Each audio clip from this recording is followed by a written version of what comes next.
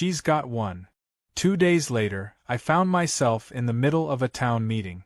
It was held in the old community center, a place that hadn't seen this much action since the Great Bake-Off scandal of '09, when Mrs. Abernathy accused Mr. Turner of using store-bought pie crust.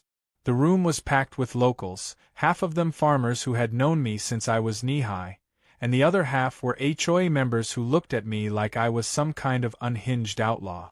Diane sat near the front, a smug smile plastered across her face. She had cleaned up since her mud-soaked humiliation, but there was still an air of tension in her posture, like she was holding onto her grudge with both hands.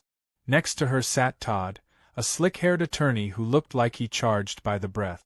The mayor, an older man who had been in office so long that nobody remembered voting for him, cleared his throat and leaned forward. "All right, folks, let's get to it. Seems we've got ourselves a bit of a situation between Jake and the HOA." Diane shot to her feet. "A situation? This is a disgrace. A crime." She turned to the crowd, eyes wide with righteous indignation. This man released wild, dangerous animals on innocent citizens. My friends could have been seriously injured, or worse.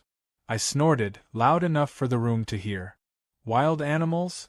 Lady, they're bulls, not rabid wolves." Diane ignored me, whipping out a stack of papers. "I have here witness statements, video footage, and a formal legal complaint. This behavior was reckless, unprovoked, and—" "Unprovoked," I cut in, stepping forward. "You invaded my land. Without permission. Brought 40 people with you. Trashed my property. And then had the nerve to act like I was the problem." The farmers in the room muttered in agreement, a few nodding along. The HOA folks, however, whispered amongst themselves like I was some kind of danger to society. Todd, the lawyer, stood up then, buttoning his suit jacket like he was about to deliver the case of the century. "Mr. Simmons," he said smoothly, "do you deny that you intentionally released aggressive livestock in response to this gathering?" I tilted my head. "Do you deny that your client was trespassing?" Todd gave a tight-lipped smile. "My client was under the impression that this land was community space." I barked out a laugh. "Community space? You mean my land, the land I pay taxes on, the land I own."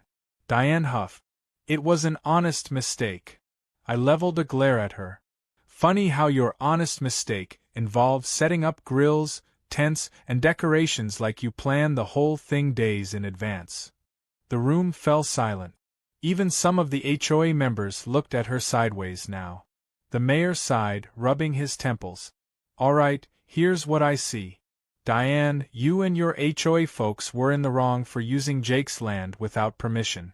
Jake, you probably shouldn't have let loose a bunch of bulls in response, but honestly, I can't say I wouldn't have done the same."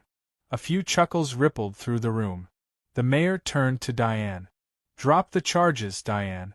You know damn well you don't have a case, and if you try to push it, I'll make sure everyone in this town knows exactly what kind of person you are." Diane stiffened, her lips pressed into a thin line. For a moment I thought she might actually explode. But instead, she let out a sharp breath and gave a tight nod. "Fine. But this isn't over." I smirked.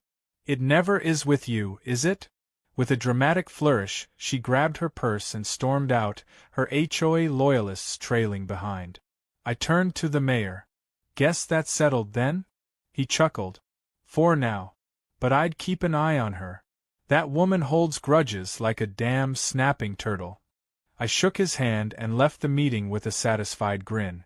Diane thought she had won the battle. She had no idea the war had just begun. Diane didn't take the loss quietly.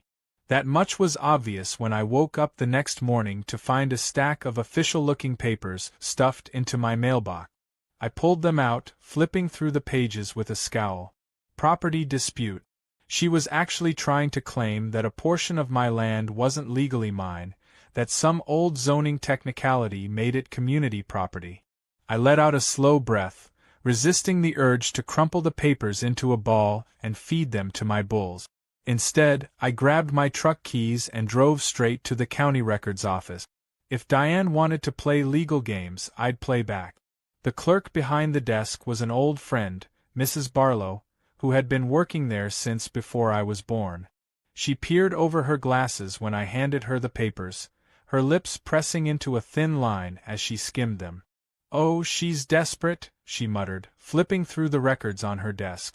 "I remember this land being properly deeded to your family, clear as day." "Think she's got anything to stand on?"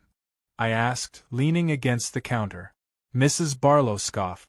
"Not unless she's found a time machine and gone back 70 years to change the documents." She pulled out an old, worn file and set it in front of me. "Your grandfather won this land fair and square in a legal property transfer. The only thing Diane has is wishful thinking." I grinned. Perfect. That should have been the end of it. But Diane wasn't the type to go down without a fight. She had money, influence, and just enough legal know-how to be a pain in my backside. A week later, I got served with an official lawsuit. She wasn't just claiming part of my land. She was trying to sue for damages, claiming my bulls had caused emotional distress and endangered public safety. The amount she was asking for was absurd, but that wasn't the point. She didn't care about the money. She just wanted to make my life miserable. I wasn't about to let her win. I hired my own lawyer, an old cowboy named Ed who had been handling cases like this longer than Diane had been alive. He was the type of guy who showed up to court in a BOLO tie and cowboy boots, unimpressed by fancy legal jargon. When we sat down to go over the case, he just chuckled. "She's grasping at straws," he said, flipping through the lawsuit papers.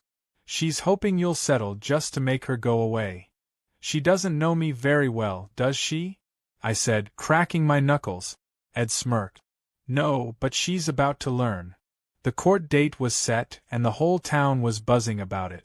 Folks took sides, half of them rooting for me, the other half whispering about how Diane was just trying to civilize the area. It was ridiculous. The woman moved to a farm town and then got mad that she lived next to a farm. On the day of the hearing, the courtroom was packed.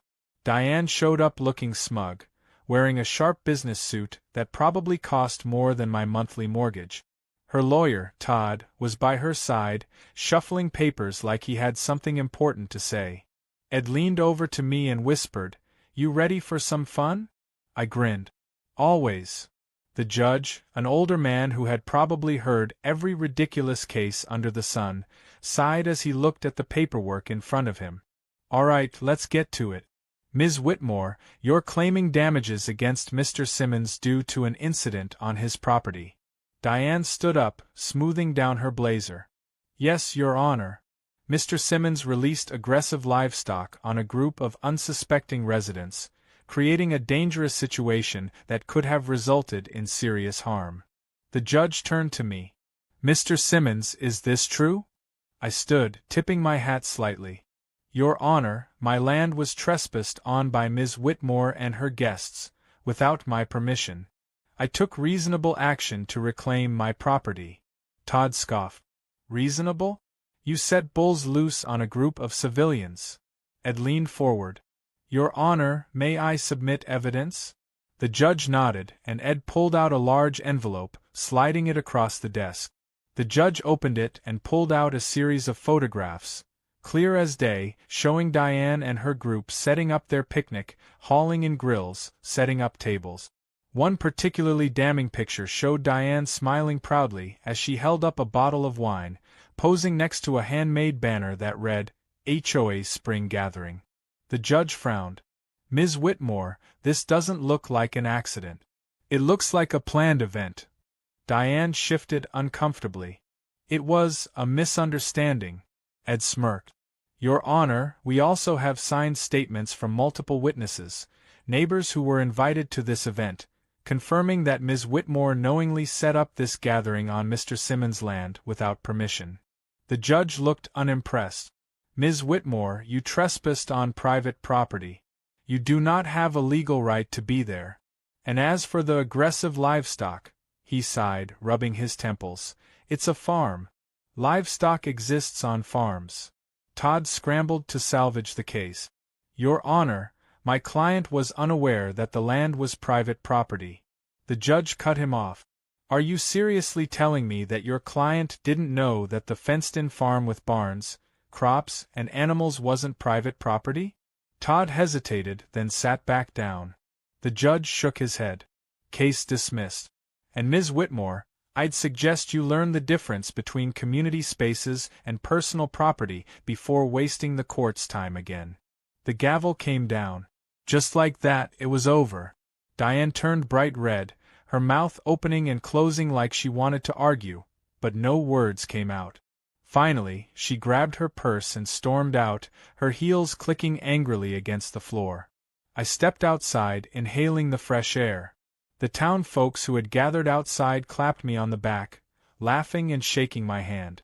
She really thought she was gonna win that one, Ed chuckled, adjusting his hat. She'll be back, I said, stretching. People like her always are. And I was right. Diane didn't give up. But she never tried to take my land again. Instead, she settled for passive-aggressive notes, unnecessary HOA regulations, and the occasional complaint to the town board about the smell of my farm animals. In response, I made sure to place my new chicken coop as close to the HOA property line as possible. I figured if Diane wanted to live near a farm, she ought to get the full experience.